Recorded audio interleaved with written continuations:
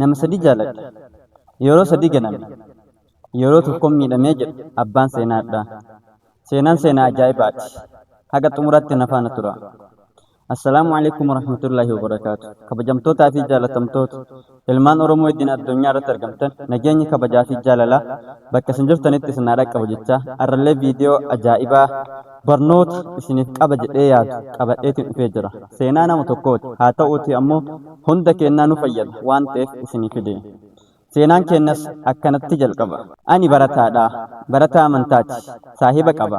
Yeroo dheeraa wajjin turre bu'aa fi bayii hedduu waliin dabarsineerra. Seeraan wal jaadhannaa jedha. Akkuma nama tokkootitti saahibummaa keennan osoo jiraannu obboleettii isaatiin wal bare. Obboleettii isaatiin erga wal bare turtii yeroo muraasaa booda hariiroon keenna walitti jabaataa dhufee jaalala keessa wajjin seenne.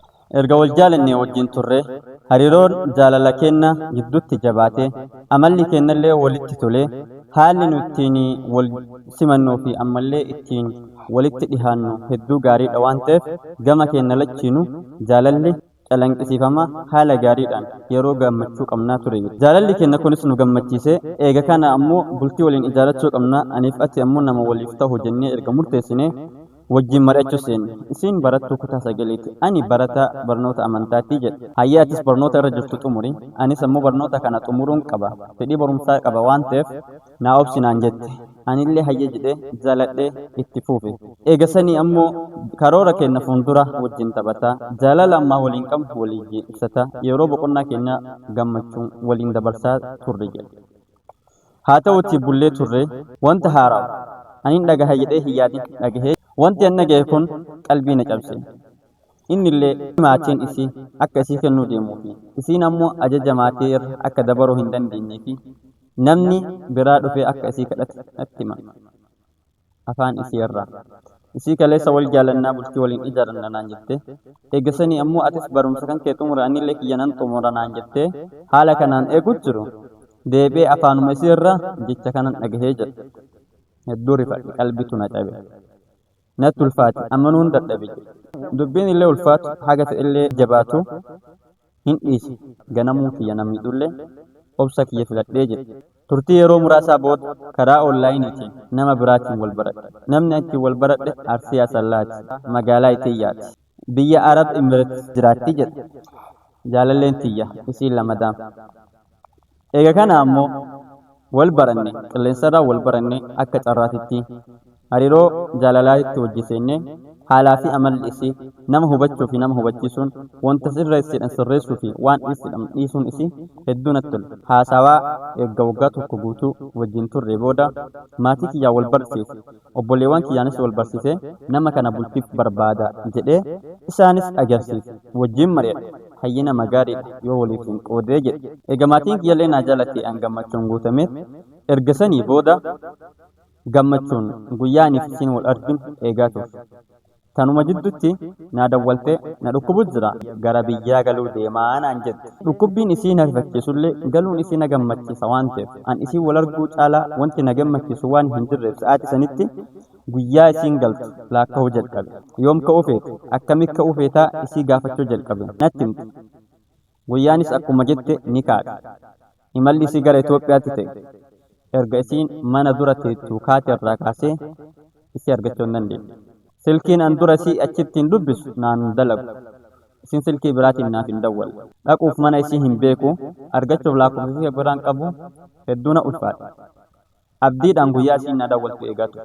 Isiinis achiin hin hafne na dawwalte. Gana dawwaltee naga hangaluufi. Iddoon isiin itti argamtu ammaaf dire dhawaa ta'uu natti himte. Guyyaa isiin gara Itiyyaa dhuftu abdiin eegaa ture. Yeroo muraasa booda eegee waan dhabeef silkii isiin na dawwalte irra deebisee waan dawwalu akka isiin bira hin jirree fi akka isiin gara Itiyyaatti deemte deebiteellee ammoo lakkoofsaniin akka isii argachuu hin dandeenye natti himame. Lakkoofsa isiin argadhu barbaade nama sanirraa fudhadhee naa kennan itti dawwale. Yeroo kanatti waan dura karoorsine gurruma isirraa dhagaye. Ammas miidhama lammaffaa. Wanti isirraa dhagaye akka bultii ijaarratteettuu fi akka obboleettii jaarsa isii bira teetteettu natti himame. Silkiin obboleettii jaarsa isiitti kennamee na dubbifame. Ani obboleettii jaarsa isiiti. Isiin obboleessa kootitti heerumteetti. yeroo dhihootti zargii godhatanii ka isaan walitti dabalam naan jedha. Abjuu na fakkaata amanuu hin dandeenye jedha abbaan seenaa kanaa. Duraa miidhameetiin jira lammaffaatunis na miite natti ulfaata amanuu dadhabe. Wanti kun hirribarra na fakkaatee yoom akka dammaqu eegaa turee jedha. Eegasanii dubbiin dhugama waan ta'eef dhugummaa isaa irra ga'e. Qalbiin na cabdee waa'ee jaalalaa jalaa baheetii jireenya kiyyatti fuufuu jalqabe. Turtii yeroo waggoota lamaa booda ammas mudannoon haaraa na mudate. Abjuu sobaaf hirriba malee hin bulan jetti Oromoon hidhee miidhameef jecha jaalalan sodaadhu jedhee ammas itti deebi'e. Kaayyoon jaalala kiyyaa bultii jaarachuudhaa jedhe. Jaalachuudhaaf karoorse eenyuun akka jaaladhuuf yoomiin akka jaaladhus hin beeku. Garuu nama jireenya kiyyaaf ta'uu fi nama bultii kiyya keessatti haadha ilmaan kootii gaarii naa ta'uu barbaadaatiin jira. Kanuma jidduutti nama wajjin wal baradhe dhalattuu Jimmaa aanaa Aggaaroo gandi kiyya Bashaashanaan gitte. Erga wal baranne qilleensa kanarraan isiin Su'uudii jiraatti hariiroo haasaa wajjin goone walitti dhihaanne. Fageenyi kunis lafa baay'ee kiiloomeetira addaan fagaatu. Ani Arsiidha waan ta'eef asii Jimmatti fuutee bultii isiin ta'u. Asii Jimmatti bultii ijaarachuun kan kee hedduu ulfaata. Asuma keessatti ilaaltee nama si dhihaatu jaalachuutti si furmaata naan jedhaa turan saahiboonni. Ani isaan fudhachuu hin dandeenye. Sababbiin isaallee eega anii fi isa jidduutti hariiroon jaalalaa oowweetti ka saahibban keenyatti himan waan ta'eef. Sa'aatii sanitti isaanis hubachuu hin dandeenye waan ta'eef jechoota saahibban kiyya naan jedhan kana itti himee an nama Arsiitii ati Jimmaa laftii keenya fageenyi isaa kiiloomeetira hagana aniif ati akkami wajji jiraachuu dandeenya jedhee isima gaafata. Isinis kun si yaachisin aniif ati waliigallaan iddoo jireenya keenya anaaf situ beeka naan jette. Anis gammachuudhaan guutamee kan barbaadus kana waan ta'eef wajjin itti fuufne. Turtii yeroo muraasaa booda isiin kaleessa bakkaan filadhe eegga jaalalli kee jiraate na faana jiraattuu fi isiinis ammoo na jaalattee bultiidhaaf na barbaadde tun ammas seenaa haaraa natti himte. Abbaan waan kana yoo nutti himu abbaan seenaa kanaa kiyyaan isin hin gahin jedha. Eeyyee taisaatiin rabbi isin hin gahiniin jedhaanis eegasanii maal ta'e? Ammallee akkuma barate miidhaan isaa itti fuufe. Isii tanarraa ammoo waan biraa dhaqe. Isiin saahiba qabdi. Saahibtittii isii anis nan beeka waan ta'eef onlaayinii isiin fayyadamtu kamuu wal jalaa qabdi. Suuraa isiitii fi dhiira biraa walirratti hiitee gadhiise. Waan kana argeen isima gaafadhe jaalalleetii. Erga sanii beekaa gootii naan jette. Irra deddeebi'e amanuu dadhabee adda baafachuuf gaafadhe. Akka isii jaalataniif akka kadhachuuf deeman akka isiin ammoo ana malee nama biraa hin feene natti. Hayyee bareeda ati na fedhuun kan kee waan gaariidha. Yoo ati jaalalli kan kee nama san biran jiraan wamaa rakkoon qabu waan naan jaalalakti jedhee wajjin itti fuufe. Turtii yeroo muraasaa booda ammas waan biraatiin gadhu. Ammallee akka maatiin isii irra deebi'anii waan kanaaf isitti haasa'anii fi akka isiinis ajaja maatii diduu hin dandeenye akka nama kana wajjin bultii ijaarachuu deemtu natti. Hayyee an duraa lama miidhameera sadaffaa obsuu natti hin ulfaatu waan ta'eef nan obsa. Amma nama sa'aatii bultii ijaaratan keessa jiru. Bultiillee ijaarachuu nan barbaada. Ani nama dalagga. Waan kamiinuu sodaadha.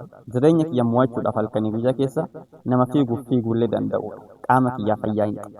Haa ta'uuti ammoo jaalachuudhaaf jaalala shakkeera. Jaalalatu naan taane namaan jaaladhetu hin taane jedha abbaan seenaa kanaa. Maal jettanis jaalalatu nama kanaaf hin taane nama inni jaalatetu hin taane jettan. An akka kiyyatti nama ati jaalattetu hin taane malee jaalalli siif taatii jedhan. Hayyee ammas inni qabda nama siif ta'u rabbiin siif haa qoodu jedheeni eegasanii dhaanfa keessanis dha.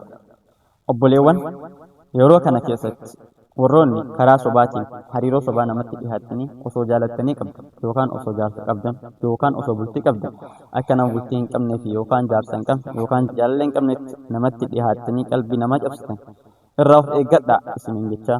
Akkasuma warroonni hariiroo jaalalaa ganaa eegaluu jirtan keessattuu dargaggoonni kaayyoo barnootaatii fi akkasuma dalagaa irra jirtan dalagaa fi barnoota keessan kaayyoo keessan irraa wanti isin hambisu tokkoffaa jaalala sobaati.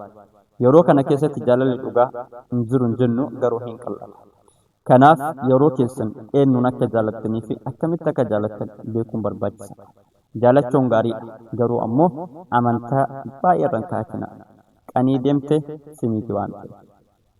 Guyyaa irraa barnoonni keenya kana fakkaata.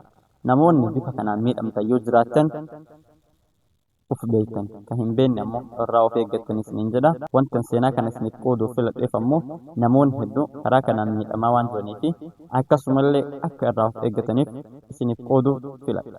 Yoo isinitti tole sabiskiraayib gochaa laayik godhaatii akka nama hedduu bira dhaqqabuuf sheer godhaa.